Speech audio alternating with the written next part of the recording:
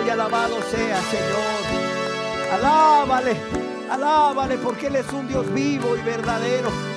Aleluya, aleluya. Bendito y alabado seas. Toda la honra y la gloria para ti, Señor. Toda la honra y la gloria para ti, oh Dios vivo y verdadero, el único que hace maravillas. Aleluya, nuestro Dios y Señor y Salvador. Aleluya, bendito y alabado seas. Gloria a tu nombre en tu trono alto y sublime, Señor. Gloria a tu nombre en tu trono alto y sublime, Señor. Aleluya, aleluya.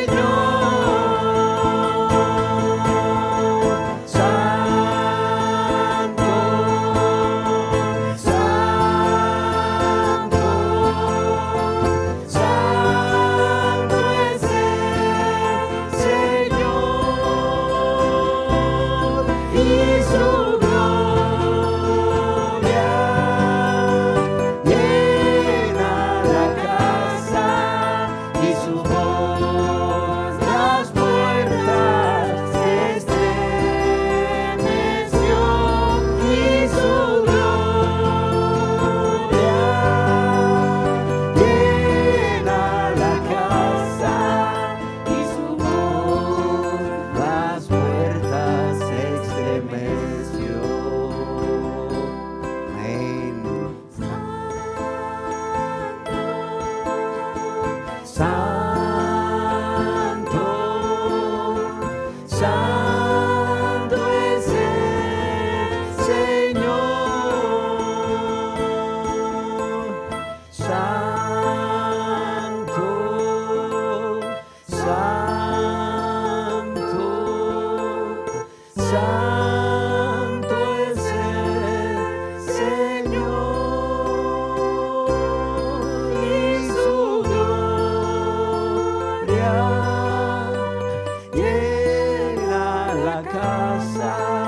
y su voz las puertas estremeció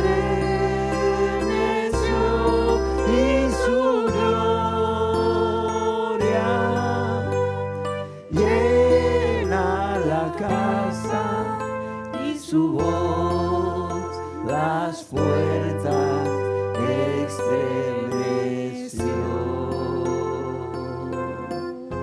Amén, amén, amén. Y tu gloria llena la casa. Y tu gloria lo llena todo, porque tú eres el Dios que lo llena todo, Señor. Y nos llenas todo. Bendito y alabado sea, Señor. Ese Dios vivo y verdadero,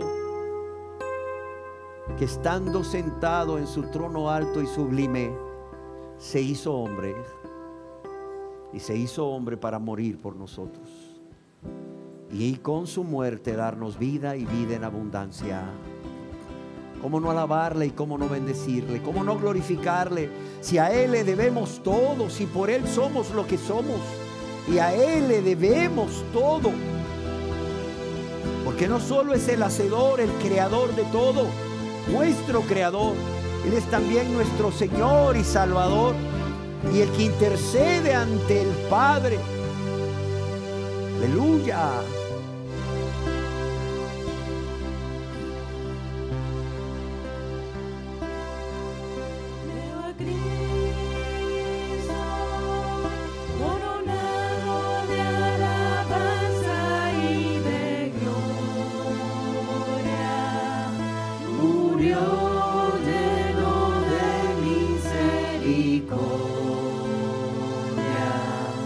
Venciendo con poder.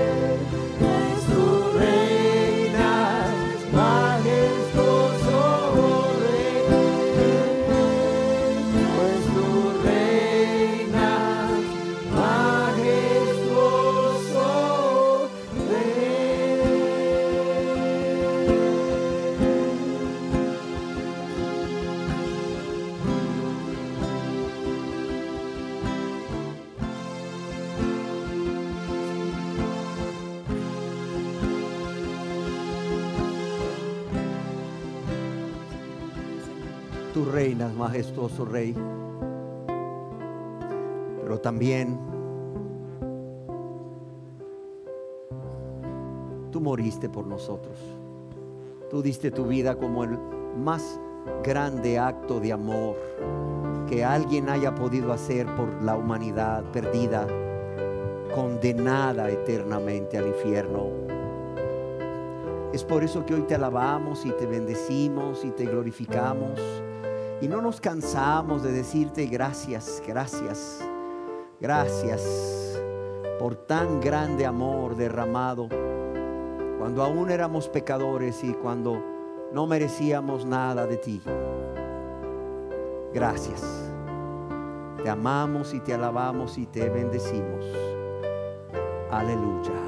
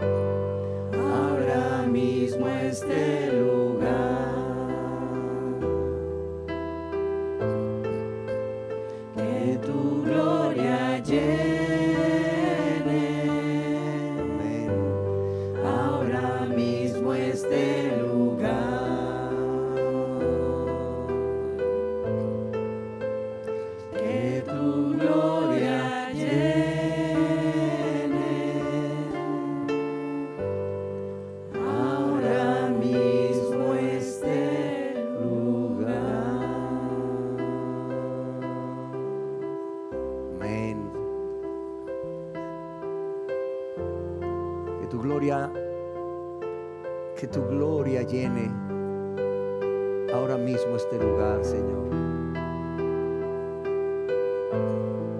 Porque tenemos hambre y sed de ti, Señor. Porque lo que queremos es a ti, Señor.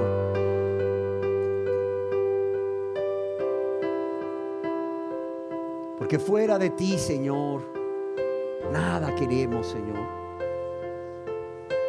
porque tú eres nuestro todo, Señor. Derrama tu espíritu sobre cada uno de nosotros hoy, Señor. Derrama tu espíritu revelándonos tu persona, tu amor, tu misericordia, tu bondad, tu gracia.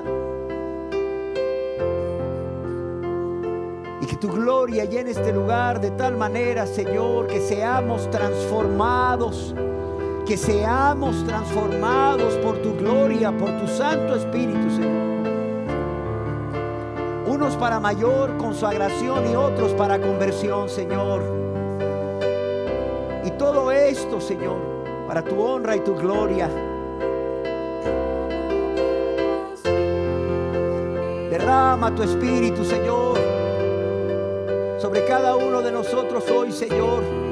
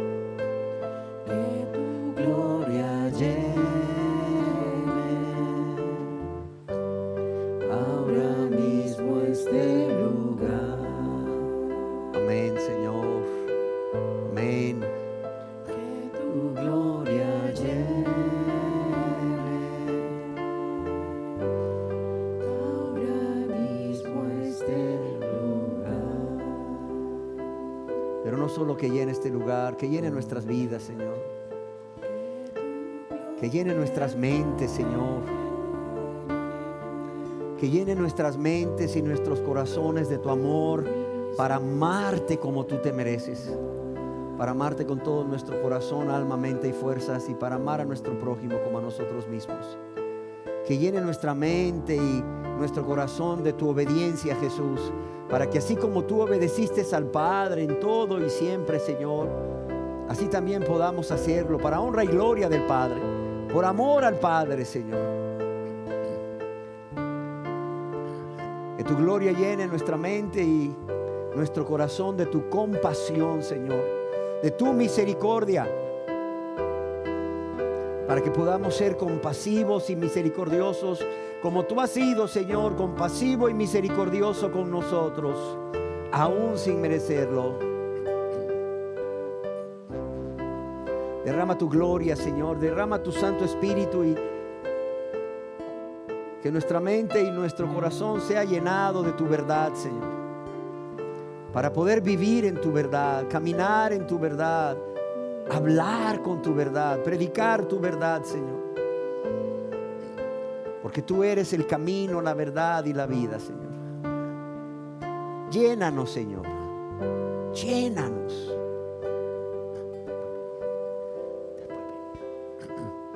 Llénanos, Señor. Imprégnanos de ti, Señor. De modo que podamos reflejarte. De modo que podamos reflejarte en todo momento y en todo lugar, Señor. Que seamos un grato olor fragante de ti, Señor. Que seamos cartas leídas, Señor.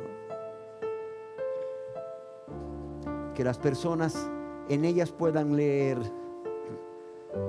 de tu amor, porque ven ese amor en nosotros, de tu santidad, porque ven esa santidad en nosotros, de tu obediencia, porque ven esa obediencia en nosotros, de tu deseo de alabar y adorar a Dios, porque lo ven en nosotros, Jesús. Del deseo de hacer la voluntad de tu Padre, porque lo ven en nosotros, Señor. Así sea, Señor, así sea, Señor. Transfórmanos, Señor. Convierte y consagra hoy, Señor. convierte y consagra conforme sea la necesidad de las personas que tú mismo has traído hoy a este lugar, Padre. Yo te lo ruego, yo te lo suplico, te lo ruego, te lo suplico en el nombre precioso de tu Hijo amado Jesús. Amén, Señor. Amén, Señor. Aleluya. Aleluya.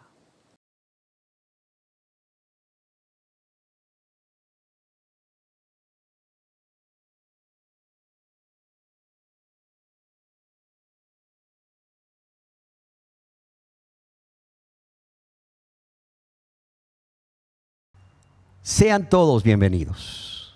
Doy gracias a Dios porque me permite nuevamente dirigirme a ustedes a través de este video y compartir una enseñanza más que he titulado ¿Qué quebranta el corazón de Dios?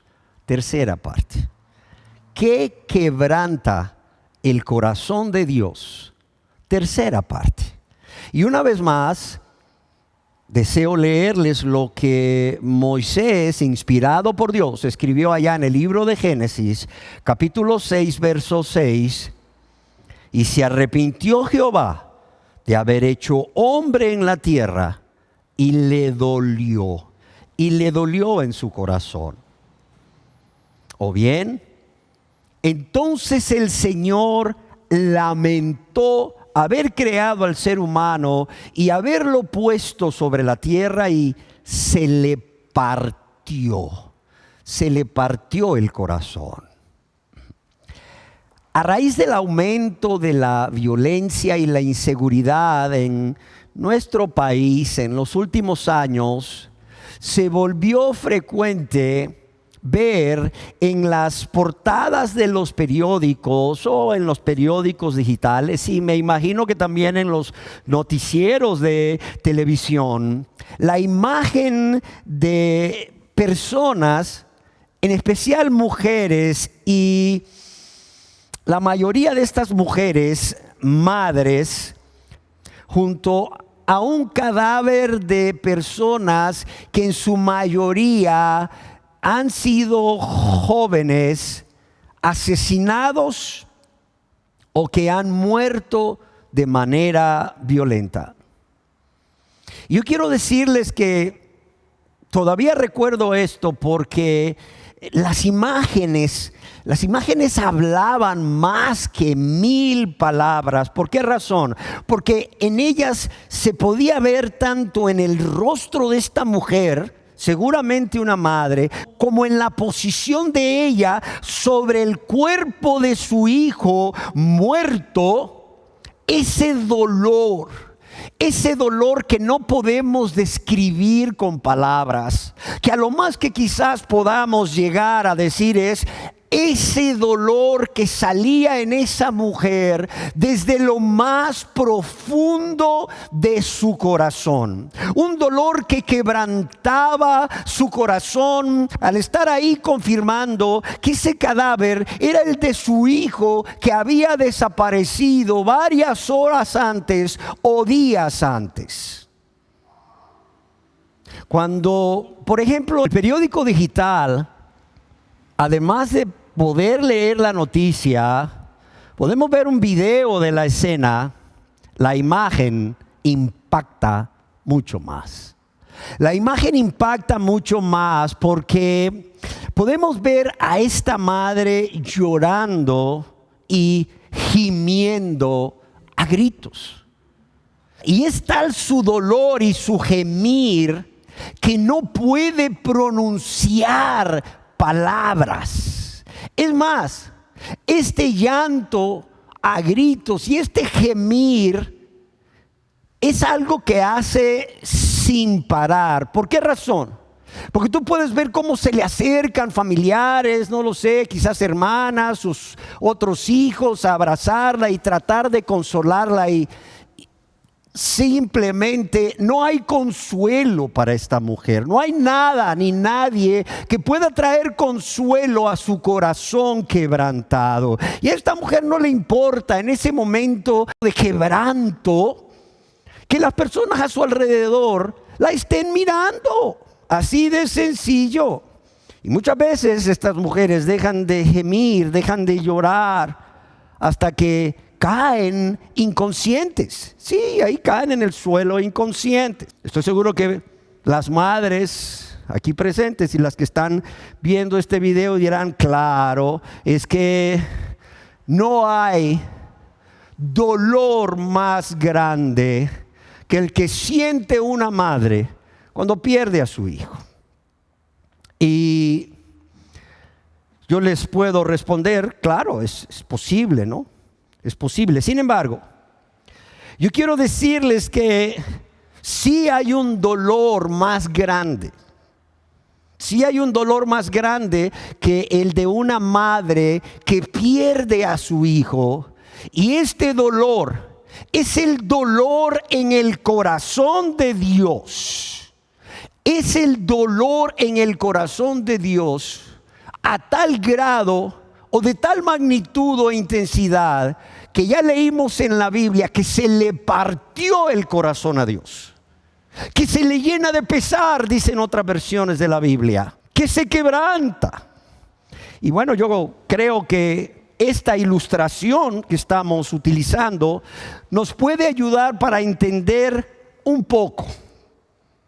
Nos puede ayudar para entender un poco el gran dolor en el corazón de Dios. Amén. ¿Y qué es lo que produce este inmenso dolor, esta gran tristeza, este profundo pesar en el corazón de Dios al grado que lo parte, lo quebranta? Ya lo hemos estado diciendo en las enseñanzas anteriores. Y es que lo que produce dolor en el corazón de Dios es que, el pecado. Exactamente, el pecado.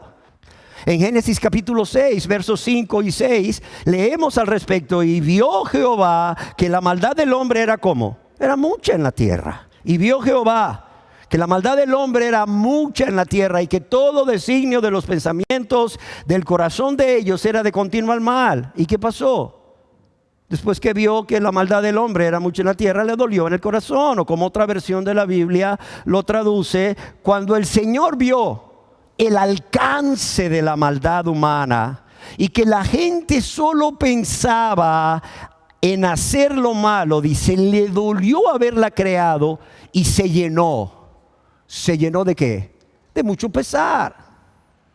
Y amados y amadas, yo quiero que en esta enseñanza, al igual que las anteriores, veamos el pecado del ser humano, sea este cristiano o no desde la posición del pecador y las consecuencias que vienen a la vida del pecador a causa de los pecados que él comete o que otras personas igual de pecadoras cometen contra él, sino que yo quiero que veamos el pecado y sus consecuencias, las diferentes formas en cómo el cometer el pecado afecta, pero desde el punto de vista de Dios. Sí, no desde el punto de vista del pecador, sino desde el punto de vista de Dios. Yo quiero que veamos cómo el pecado, cómo el pecado, tus pecados, los pecados de los cristianos también, si es que hubiéramos pecado, o sea, producen este dolor, este quebranto en el corazón de Dios, más que a la luz de la ira y el castigo divino contra el pecador. ¿Con qué propósito? Con el mismo propósito por el cual iniciamos esta serie de enseñanzas, y es uno solo: que esta verdad, que esta realidad te conmueva. Así de sencillo, te conmueva, provoque dolor en tu corazón. Sí, provoque dolor en tu corazón. O sea, al saber y entender lo que tu pecado le está produciendo a Dios y a tu prójimo, y que esto te lleve a ¿qué? a apartarte, a renunciar, a aborrecer tu pecado de manera inmediata y radical. Claro está, con la ayuda de Dios. Y supliques misericordia. Supliques misericordia. Ruegues a Dios por el perdón de todos tus pecados. A ese Dios a quien tanto has ofendido, pero que también es tardo para la ira y pronto en misericordia, y que en su gracia está dispuesto, óyelo bien, está dispuesto a perdonar todos tus pecados en ese mismo momento en que con un corazón contrito y humillado, arrepentido, vienes a Él suplicando perdón y confiando que a través de lo que Cristo hizo al morir en la cruz en tu lugar y el mío, Dios te perdona. Te perdona inmediatamente, pero también te perdona de todos tus pecados. Y en la enseñanza de hoy yo quisiera continuar compartiendo con ustedes acerca de las demás formas en que el pecado y sus consecuencias producen dolor en el corazón de Dios, de modo que éste se llena de pesar y se quebranta, se parte. Ya veíamos en las enseñanzas anteriores cómo el pecado del ser humano, sea cristiano o no, tus pecados, los que yo llegase a cometer, quebrantan el corazón de Dios. Pero también yo quiero que hoy veamos cómo ese corazón de Dios se quebranta por el profundo dolor que siente, por las terribles consecuencias que vienen a la vida de las personas que son creación de Dios, pero que aún no se han convertido a Él, por tanto, viven vidas de práctica de pecado. Y lo voy a repetir: por las terribles consecuencias que vienen a la vida de las personas que son creación de Dios, pero que aún no se han convertido a Él, aún no son hijos e hijas de Dios por adopción. Y por tanto están viviendo vidas de práctica de pecado. ¿Y cuáles son estas consecuencias que vienen a la vida del pecador? Mira, son muchas, pero solamente por razón de esta enseñanza voy a mencionarte algunas. Voy a mencionarte la primera y la más grave de todas, y es la muerte espiritual. ¿Y qué significa muerte espiritual? La separación que hay entre el Dios santo, santo y el pecador inmundo. Así de sencillo.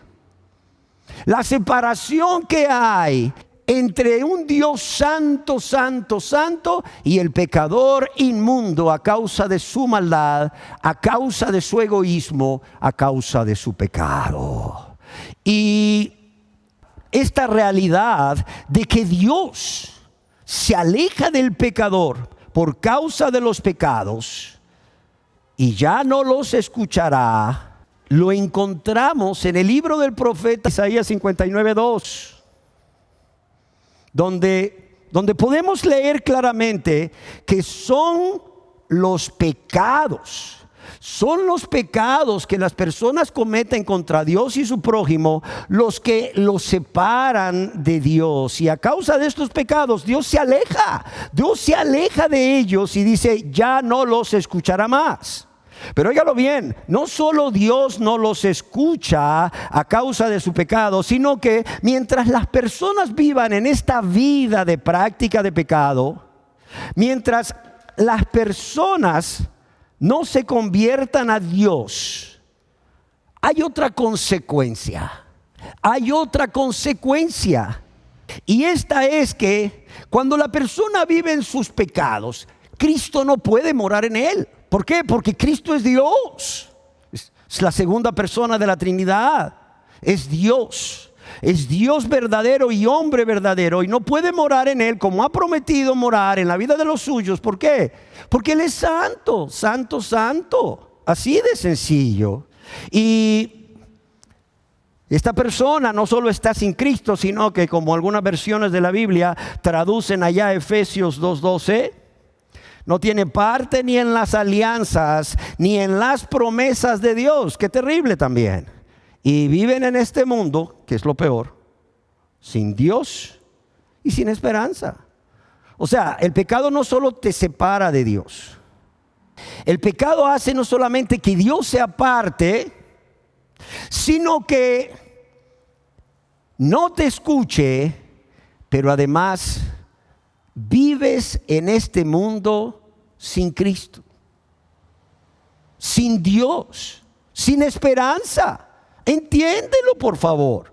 Entiéndelo. Y por si esto no fuera suficiente, en la Biblia leemos que otra de las consecuencias del pecado en la vida del pecador es que no hay paz, dice. No hay paz, no hay bienestar. Óyelo bien, no hay paz, no hay bienestar para los impíos, para los pecadores. Así ha dicho Jehová. ¿Y dónde dice eso en la Biblia? Dirás tú, porque ahora entiendo por qué no tengo paz. ¿Por qué? Porque no tengo bienestar por más que pido a Dios. Bueno, léelo en Isaías capítulo 57. Verso 21, no hay paz para el impío, dijo Jehová, no hay bienestar, no hay bienestar. ¿Y por qué no hay paz? ¿Por qué no hay bienestar para el impío, para el pecador? Porque donde quiera que el pecador va, dejan detrás de sí destrucción. Donde quiera que el pecador va o está, deja detrás de sí destrucción, deja detrás de sí miseria, deja detrás de sí sufrimiento. Y esta es una forma de parafrasear Romanos capítulo 3, verso 16. Y además de esto, la experiencia nos enseña, y todos lo hemos visto, que los que siembran problemas cultivan mal. Los que siembran problemas cultivan mal. Y los que cultivan destrucción, los que cultivan aflicción, eso van a cosechar, óigalo bien. Job capítulo 4, verso 8. Esta es una forma de parafrasearlo. Los que cultivan destrucción, los que cultivan aflicción, eso cosecharán. Por eso no hay paz y no aflicción para el impío, dice Jehová. Yo quiero decirles que estos son solo algunos versos. Ahora, ¿cómo sabemos que a Dios no le agrada, que Dios se lamenta, que a Dios le duele en su corazón que el pecador sufra estas consecuencias que acabamos de mencionar a causa de vivir una vida de práctica de pecado y que le duele a Dios en su corazón? Porque tú, estimada persona que aún no eres salva, tú, estimada persona que aún no eres convertida, eres un ejemplo de ello. Todos sabemos aquí que Dios es omnisciente, ¿sí o no? Dios todo lo sabe.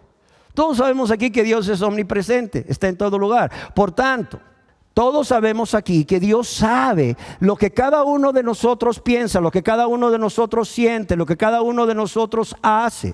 Por tanto, Dios sabe lo que el pecador piensa, Dios sabe cuáles son los sentimientos del pecador, Dios sabe lo que el pecador hace, Dios sabe cuáles son tus pecados. Óyelo bien, Dios sabe, querida persona que estás aquí, cuáles son tus pensamientos pecaminosos, tus sentimientos pecaminosos, tus deseos de la carne pecaminosos, tus deseos de los ojos pecaminosos, y cuáles son tus obras pecaminosas, cuáles son tus pecados. Ahora bien, ¿por qué Dios no te ha destruido?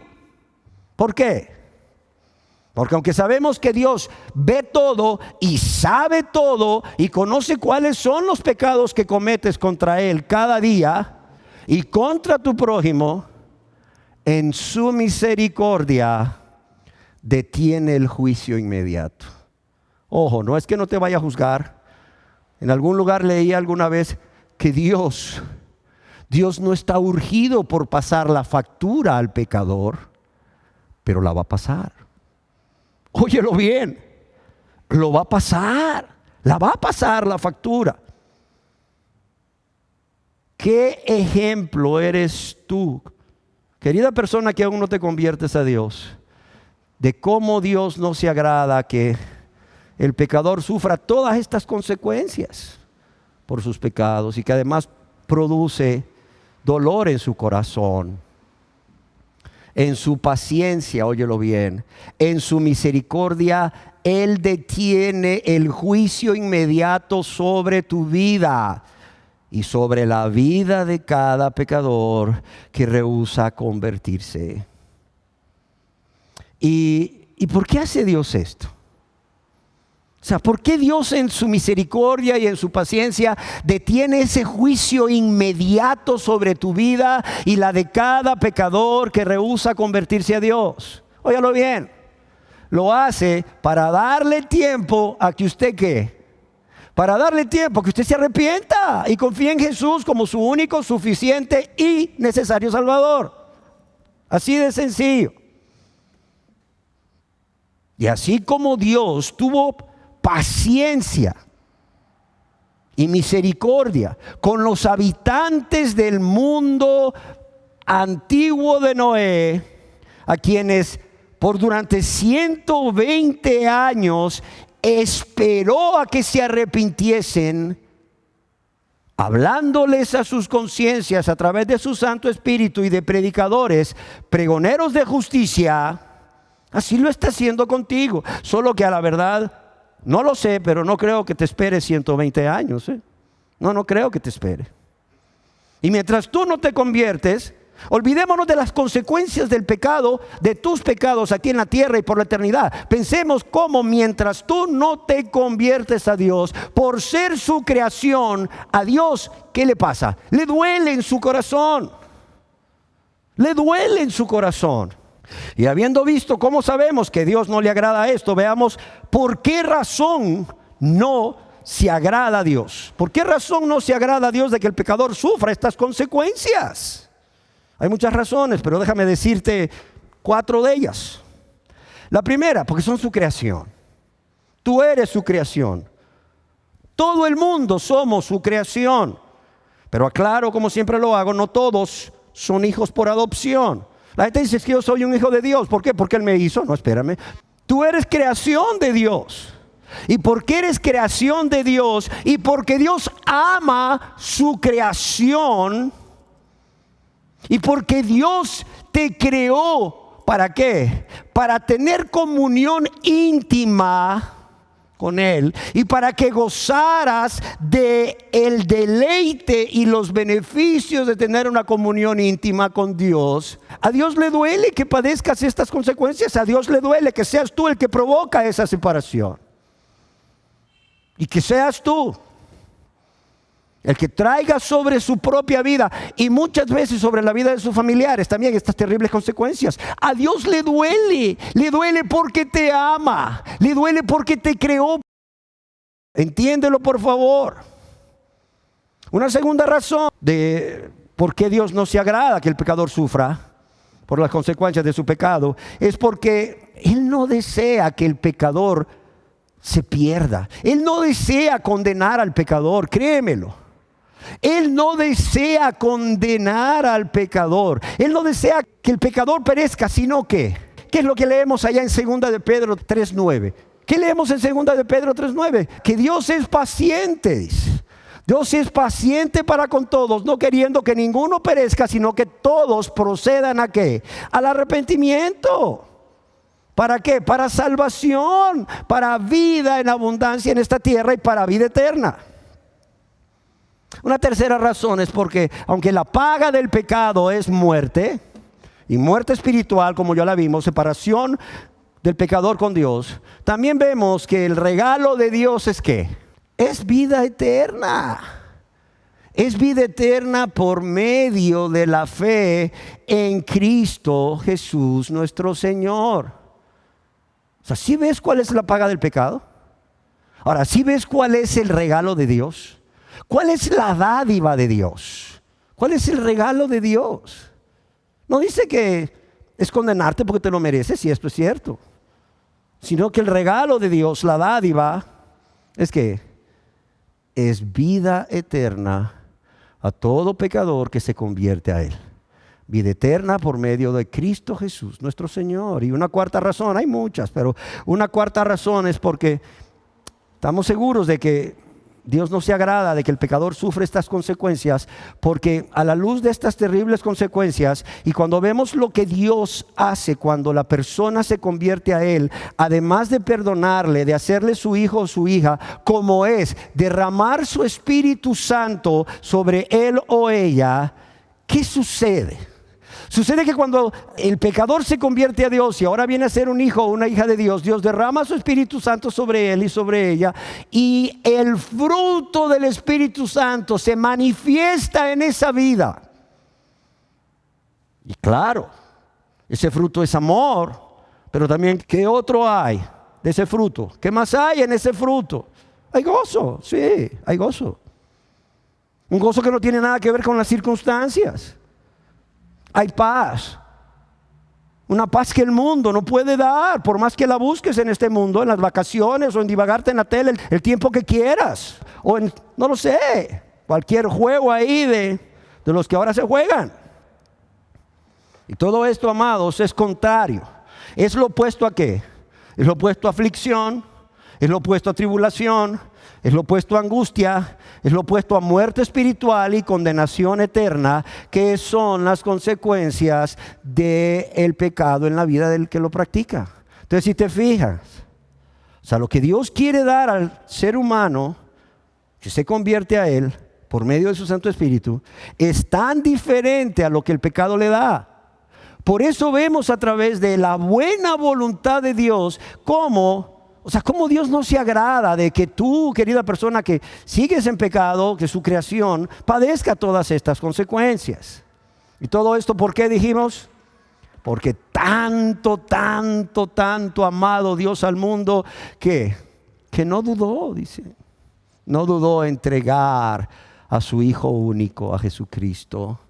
Yo quiero que veamos otra forma también de cómo el pecado produce dolor en el corazón de Dios. Y esto es por las terribles consecuencias que vienen a la vida, ya no del pecador, que no se convierte a Dios, o que no quiere convertirse a Dios, punto. Porque es egoísta, punto. Sino por las terribles consecuencias que vienen a la vida de sus hijos o de sus hijas. Es decir, de su pueblo, de los que realmente han nacido de nuevo, de los cristianos verdaderos. Y quiero decir que estas consecuencias vienen cuando un hijo o una hija de Dios es tentada ahí. Pues en lugar de ver a Dios, ve el deleite temporal del pecado, se ve a sí mismo, se ve a sí misma y cae en el pecado. O sea, es seducido por la tentación y cae en el pecado. Y tristemente, en lugar de que esta persona que ha sido salvada por Dios y a cuán alto precio, reconozca ese pecado en su vida y venga con un corazón contrito y humillado, confesándoselo a Dios, y suplicando misericordia a su Padre amoroso, a su Padre bueno, a su Padre que puede y quiere perdonarlo. ¿Qué hace? Se aferran a este pecado o a otros pecados, haciendo de ellos la práctica en su vida. ¿Y cuáles son las consecuencias? Consecuencias que producen dolor en el corazón de Dios. Hay muchas, pero quiero también nuevamente que veamos solo algunas. ¿Para qué? Para hacernos una idea. Para hacernos una idea de por qué estas consecuencias le duelen tanto a Dios cuando vienen a la vida de sus hijos y sus hijas. Y yo quisiera decir que una de ellas, y la más grave, por eso quiero mencionarla en primer lugar, al igual que con la vida del pecador que nunca se ha convertido a Dios, es que el pecado en la vida del cristiano que no es reconocido, que no es confesado y no es perdonado, le va a alejar de Dios. Óigalo bien, le va a alejar de Dios. ¿Por qué? Porque todo pecado rompe nuestra comunión, nuestro compañerismo con Dios, porque Dios es santo, santo, santo. Solo miremos lo que sucedió al pueblo de Israel cada vez que ellos pecaron. No solo Dios se apartó de ellos, no solo no hubo comunión con ellos, sino que podemos ver en la Biblia cómo sus pecados tuvieron consecuencias. ¿Por qué? Porque no se arrepentían y se apartaban de Él. Y claro está, eso quebranta el corazón de Dios. Solo basta que vayas al libro de los Jueces y leas ahí todo lo que pasó. ¿Y sabes cómo se resume todo el libro de los Jueces?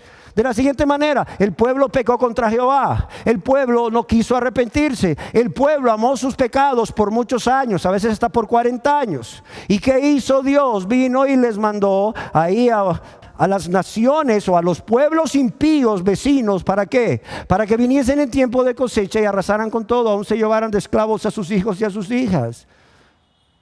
Y cuando ellos estaban en dolor, Dios también estaba en dolor. ¿Tú crees que Dios quería eso para su pueblo? No, para nada. Pero dice que cuando el pueblo se volvía a Dios, dice, cuando el pueblo con un corazón arrepentido se volvía a Dios, ¿qué hacía Dios? Levantaba un juez. Y venía este juez y derrotaba a los enemigos. Y el pueblo vivía nuevamente en unión íntima con Dios, en santidad. Pero luego, después de, no sé, muchos años, a veces hasta 40 años también, el pueblo otra vez volvía a sus pecados. Su pueblo. Y nuevamente le dolía el corazón a Dios. Primero porque volvían a los pecados y le daban la espalda. Luego, cuando miraba las consecuencias que Dios permitía a causa de vivir una vida de práctica de pecado, alejados de Dios, y nuevamente se volvían a Él. En el libro de Deuteronomio, capítulo 29, verso 18, vemos cómo Dios, a través de Moisés, nos confirma esta consecuencia en la vida de los cristianos cuando deciden pecar de manera consciente, de manera voluntaria y de manera egoísta. El hecho de que hay separación entre ellos y Dios. Dice en Deuteronomio 29, 18, no sea que haya entre vosotros varón o mujer o familia o tribu cuyo corazón se aparte hoy de Jehová nuestro Dios para ir a servir a los dioses ajenos de esas naciones. Amados y amadas, Dios no quiere que haya separación entre Él y su pueblo. Dios no quiere que nada interfiera en esa relación, en esa comunión íntima, en esa relación estrecha de hijos para con un padre y de padre para con sus hijos, como ningún padre de familia aquí quiere que algo se interponga en la relación entre ustedes, padres o madres, y sus hijos. ¿Por qué? Porque eso les perturba, eso no les agrada. Es más, eso, dependiendo de lo que sea, lo que está produciendo esa separación entre ustedes, llega a provocar profundo dolor, quebranto. ¿Sí o no? ¿Cuánto más si ustedes ven que lo que está produciendo separación entre ustedes y sus hijos es un pecado que Él ha decidido obstinadamente practicar, que lo está llevando a la destrucción? Claro que les duele en su corazón. Claro. Igual pasa con Dios, con su pueblo. Y si en la época de los jueces Dios permitió que estas tribus vinieran a causar terror, vandalismo y todo, destrucción, aflicción a su pueblo, ¿era para qué? Para lo que sucedió, para que se volviesen a Él, punto. Porque a Dios le causaba dolor ver cómo estaban alejados de Él y sufriendo esas consecuencias. Porque el pecado te aleja, te separa de Dios. Dice, no sea que haya entre vosotros varón o mujer. o familia o tribu, cuyo corazón se aparte, está claro, cuyo corazón se aparte hoy de Jehová nuestro Dios, ¿para qué? Para ir a servir a dioses de estas naciones. Hermano, hermana, tú no puedes servir a dioses ajenos, dioses con D minúscula, que equivalen hoy a los ídolos que en la iglesia católica, y lo digo con respeto ahí, ¿verdad?, veneran y adoran también, aunque digan que no. Pero sí puedes crear ídolos en tu corazón, es decir, personas o cosas que estás amando más que a Dios. Eso es un ídolo. Personas o cosas que ocupan el primer lugar en tu vida, quitándole ese primer lugar que solo le pertenece a Dios. Pero también personas o cosas que ocupan el trono de tu corazón. Personas que gobiernan tu vida, porque por amor, un amor con todo el corazón hacia esas personas, y por temor a perderlos, no solo los has hecho tus ídolos, sino que por el pecado de cobardía no te atreves a decir no a la voluntad de ellos, aunque sepa que es en contra de la voluntad de Dios. Amados y amadas, tú no puedes decir que tienes comunión con Dios. Tú no puedes decir que puedes servir a Dios y a los ídolos. No se puede. O tienes comunión con Dios y amas a Dios, o tienes comunión con los ídolos y amas los ídolos. Punto. Entiéndelo bien, por favor. Y bueno, además de aquí de Deuteronomio 29:18, ya vimos en Isaías 59:2 cómo el pecado produce separación entre el pecador y Dios. Cómo el pecado produce separación entre el pecador y Dios, quien es santo, santo, santo. Cuidado, hermanos. Algunos dirán, entonces, cuando yo peco como cristiano, dejo de ser hijo de Dios y Él me borra del libro de la vida. No, si no ya tuviera un hoyo ahí, donde está tu nombre en el libro de la vida. Borrémoslo, pongámoslo. No, espérate. Una cosa es que tú cometas un pecado y decidas practicar un pecado, y ese pecado rompa la comunión con Dios y te aleje de Dios, lo cual debería de ser suficiente para hacer que cualquier cristiano diga: ¿qué he hecho? Dios mío, ¿qué he hecho? Pequé contra Jehová, como dijo David. Además de decir, he provocado un gran dolor en su corazón, he sido egoísta, he sido insensible, no he visto a Dios, solo me he visto a mí mismo, no he pensado en todo lo que aprendí y ahora entiendo que mi pecado produce dolor en el corazón de Dios, de modo que lo parte, y también en el de mi prójimo a quien ofendo. Y eso pues debería de traerte a Dios con un corazón arrepentido, suplicándole perdón al Padre, a tu Padre celestial, el cual Él te perdonará. Y la comunión que pasa se restaura. Así pasa, amados y amadas. Si le provocaste dolor a Dios por la separación que hubo, por tu egoísmo, porque no viste a Dios, solo te viste a ti mismo o a ti misma, y porque no pensaste en las consecuencias de tu pecado para con Dios y tu prójimo, egoísmo. Pero a pesar de esto, ¿qué hace Dios? Lo que un padre hace. Y más si ese padre es cristiano. Ve que su hijo viene arrepentido y lo perdona. ¿Sí o no?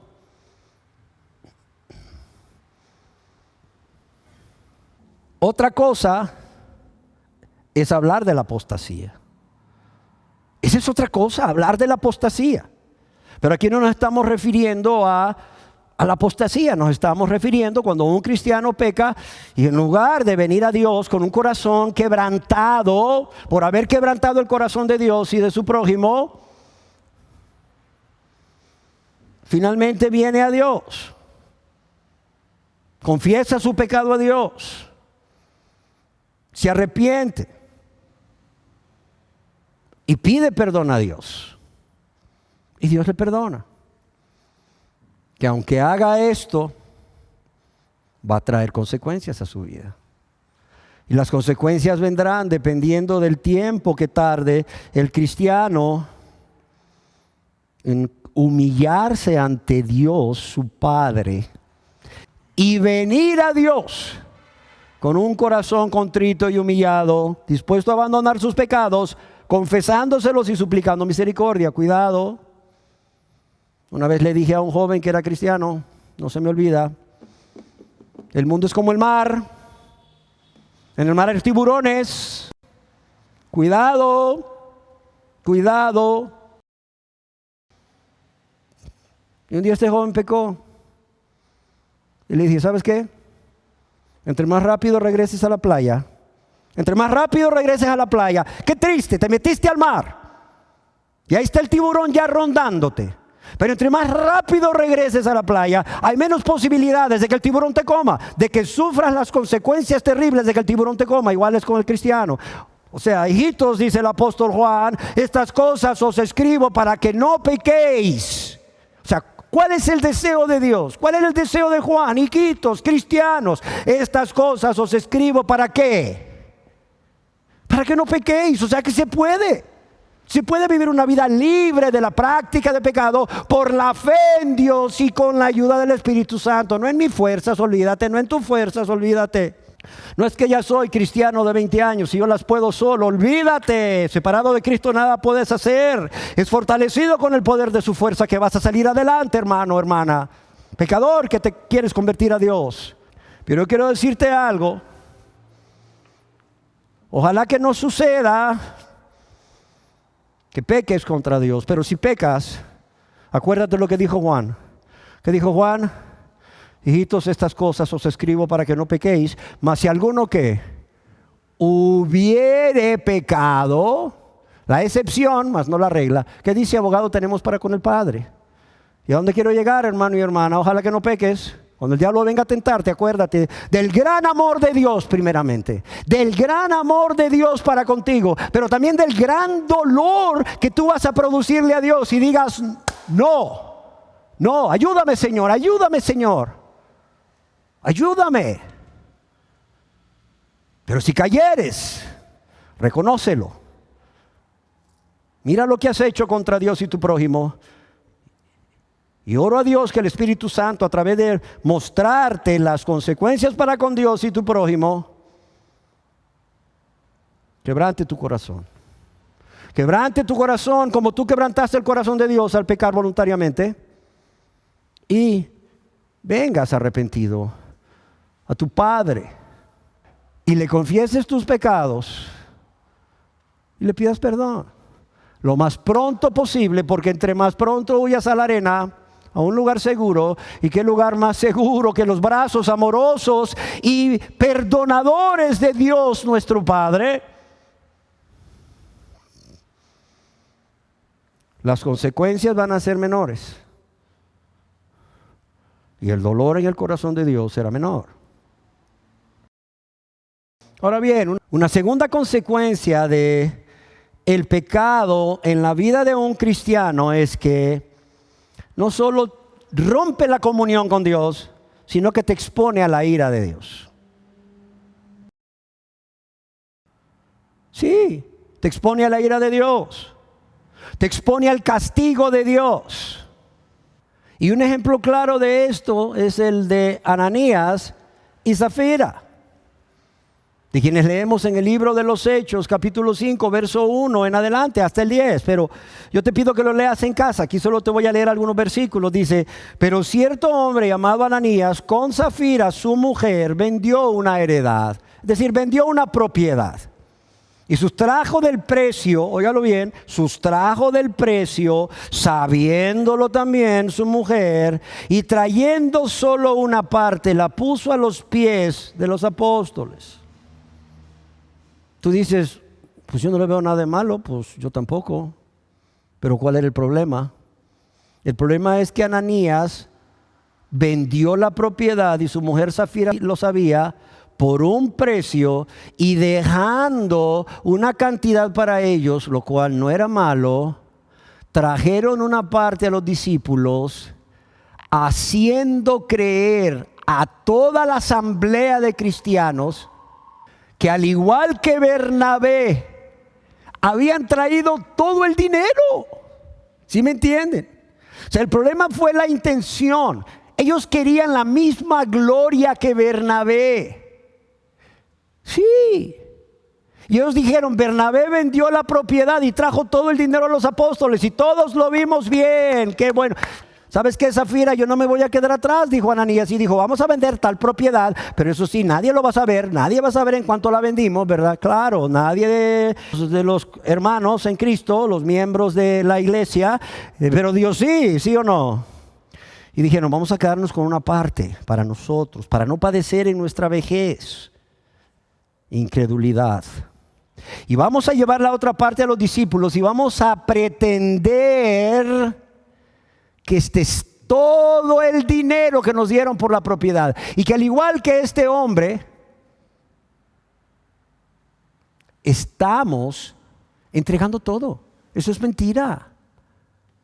Eso es hipocresía.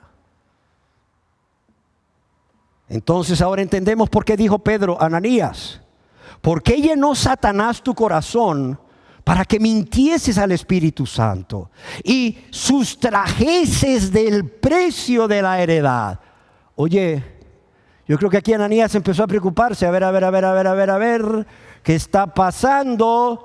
O mi mujer se arrepintió de lo que habíamos pactado o de lo que habíamos planeado y le vino a decir a Pedro, y yo estoy en serios problemas, o Dios se lo ha mostrado. Pedro le dice, reteniéndola, es decir, reteniendo la propiedad. Oye, Ananías, ¿no tenías necesidad de venderla? Ya eras salvo por fe, eras salvo por gracia.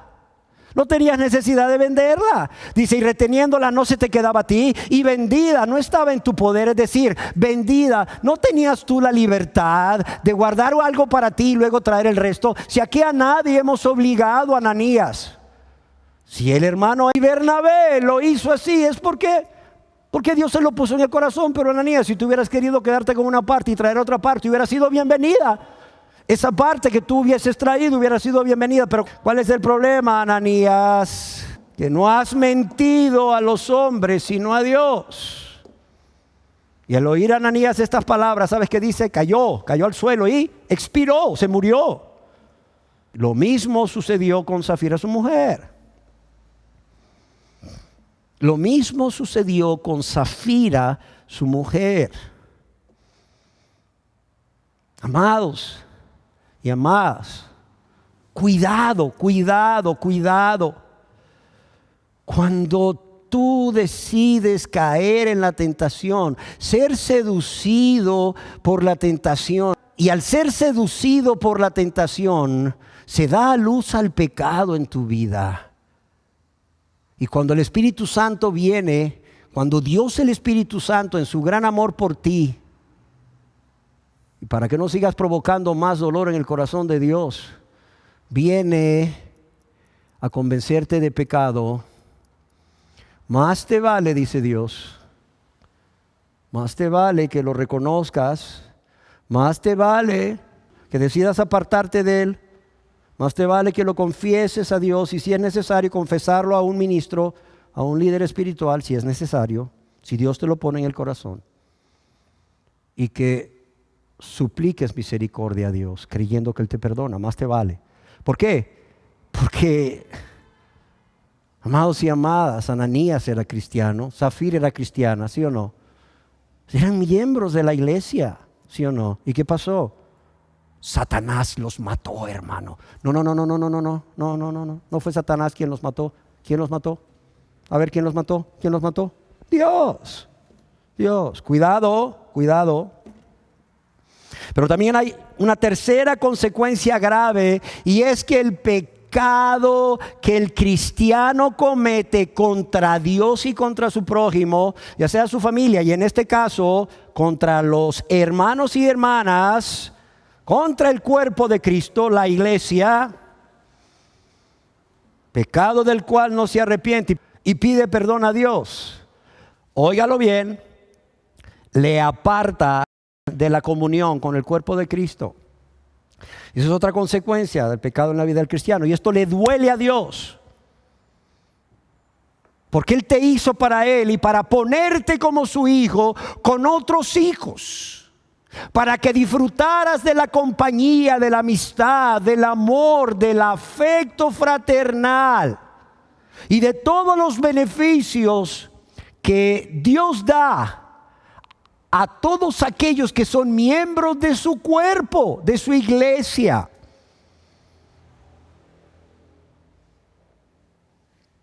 ¿Cómo no le va a doler a Dios entonces cuando un cristiano, al verse a sí mismo, al ser egoísta, al ser insensible, se va tras un pecado que sabe que no solamente lo va a separar de la comunión con su Padre, va a hacer que la ira de Dios pueda caer sobre él y hasta un castigo, pero también sabe que ese pecado lo va a separar de la comunión con el cuerpo de Cristo. ¿Por qué razón?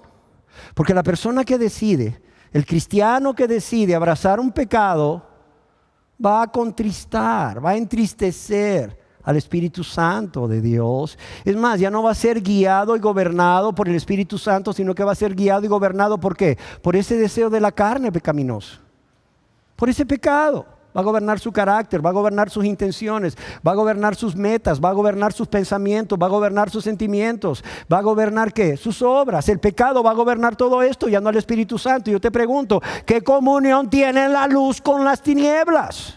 ¿Qué comunión tienen los hermanos que están en Cristo, que andan en el Espíritu Santo, guiados y gobernados por el Espíritu Santo, llenos del Espíritu, con aquel que ya está carnal, con aquel que ya ha decidido no ser gobernado ni dirigido por Dios a través del Espíritu Santo y mucho menos a través de su palabra? A ver, ¿qué comunión hay? ¿Qué relación puede haber?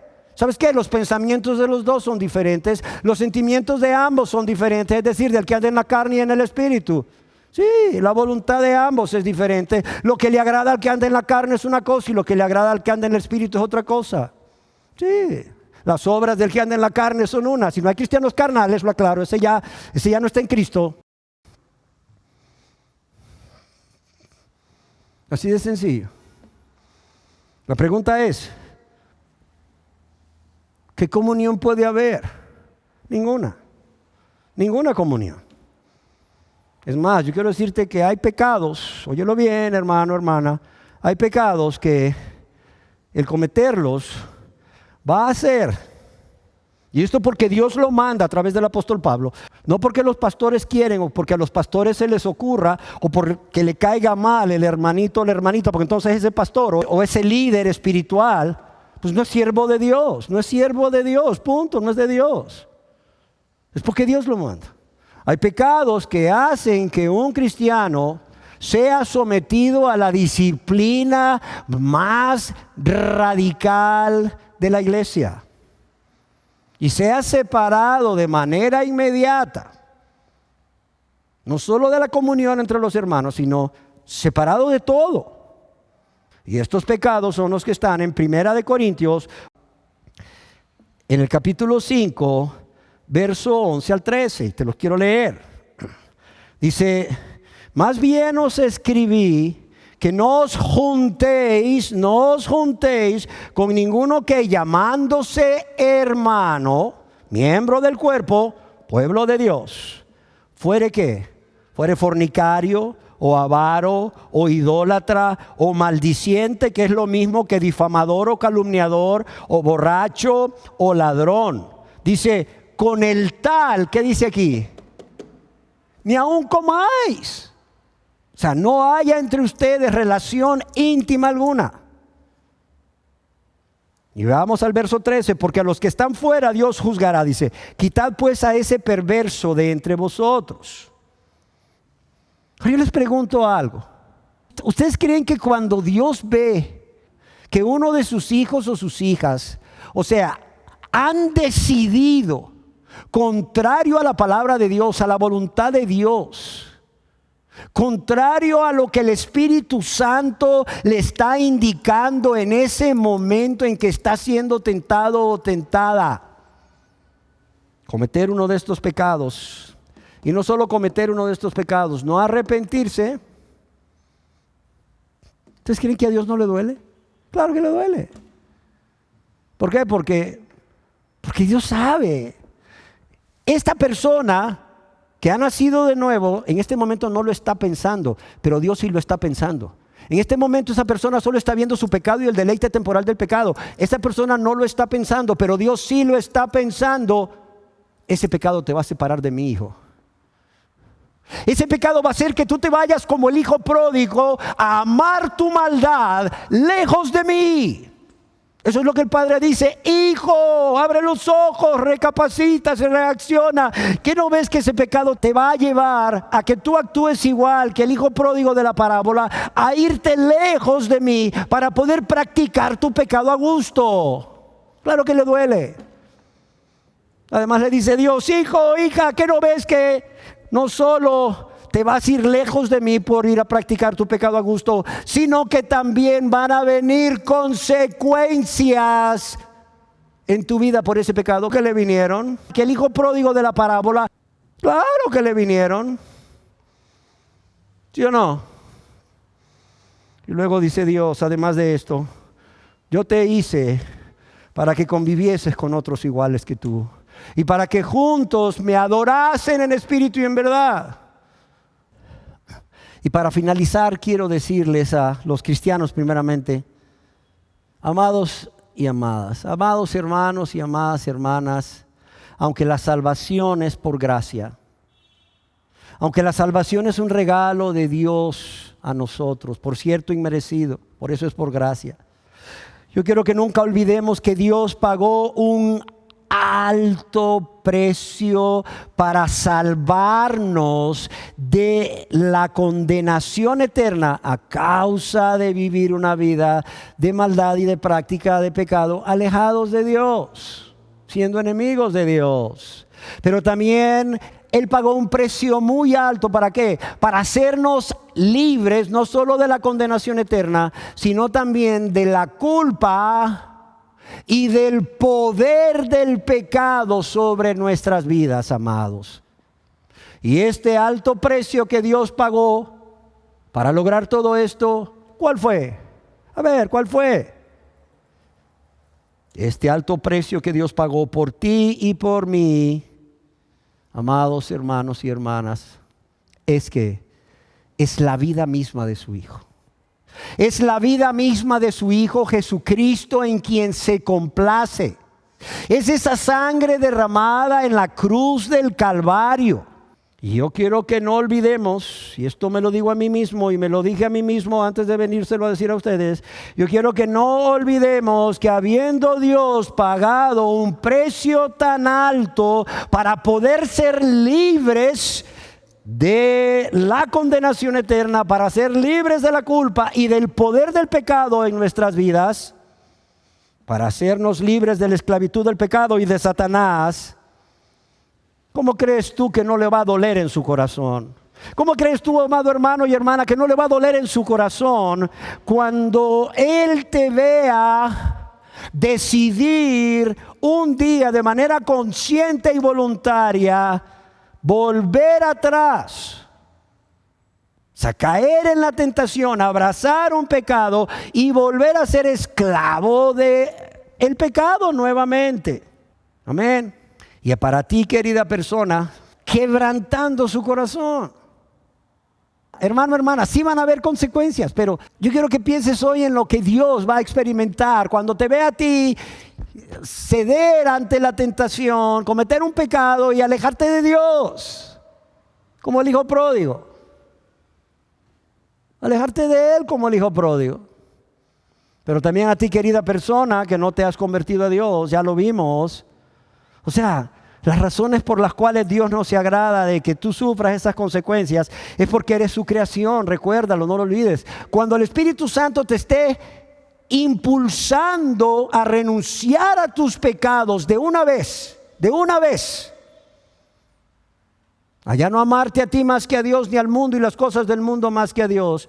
Y cuando el Espíritu Santo te esté impulsando a venir a Dios para confesarle tus pecados por haber hecho lo que hiciste contra Él y tu prójimo, más que por las consecuencias del pecado en tu vida, y tu carne te diga, no lo hagas, recuerda que mientras más tardes en hacer esto, más dolor vas a provocar en el corazón de Dios. Recuérdalo. Mientras más tardes en rendirte a Él y convertirte a Él, más y más vas a producir dolor en el corazón de Dios. Para que tú le puedas decir a Satanás que te viene a susurrar al oído, pero es que si te entregas a Dios vas a tener que dejar esto, vas a tener que dejar esto otro, vas a tener que dejar esto otro, vas a tener que empezar a hacer esto y esto y esto, vas a tener que perdonar, vas a tener que soportar, vas a tener que amar. Tú le digas, ¿sabes qué, Satanás? Apártate de mí, porque yo, creación de Dios, hecho por Dios para estar en comunión con Él y adorarle en espíritu y en verdad, ya no le quiero producir más dolor. Ya no. No quiero que su corazón se le parta por culpa mía. Ya no. Y en este momento decido renunciar a esa vida de maldad, renunciar a esa vida egoísta, de rebeldía, de ingratitud y de práctica de pecado. Y en este momento decido entregarme a Él, para que primeramente me lave y me limpie de todos mis pecados, y después me haga su hijo y su hija, miembro de su pueblo. Amén. Oremos. Dios de misericordia y amor, a quien le duele en su corazón el ver las consecuencias del pecado en la vida de los no convertidos por ser su creación, a quien ama, pero también al ver las consecuencias del pecado en la vida de los cristianos, porque además de ser su creación, son sus hijos por redención. Yo quiero que hables a cada persona, no cristiana y cristiana. Yo quiero que dejes grabadas estas verdades, Señor. Yo te lo ruego, te lo suplico en el nombre de Jesús, que dejes grabadas estas verdades en la mente y los corazones de cristianos y no cristianos, para que los no cristianos, Señor, vengan a ti, se conviertan a ti, por cuanto han entendido y les duele en su corazón haber provocado tanto y tan grande dolor en tu corazón. Pero también para que los cristianos, nosotros los cristianos, nos guardemos cuando también venga el mismo momento de tentación, porque lo vamos a tener también, podamos decir no a la tentación, no al deleite temporal del pecado, sí a Dios, sí a Cristo, y podamos vencer, podamos resistir a Satanás y Él huya de nosotros. Y todo porque amamos a Dios y no queremos producir dolor en su corazón. No queremos que su corazón se parta, se quebrante, pero tampoco el de nuestros seres queridos, tampoco el de nuestro prójimo, Padre. Y yo te lo ruego, te lo suplico en el nombre de Jesucristo para que esto sea hecho. Así sea, Señor. Amén.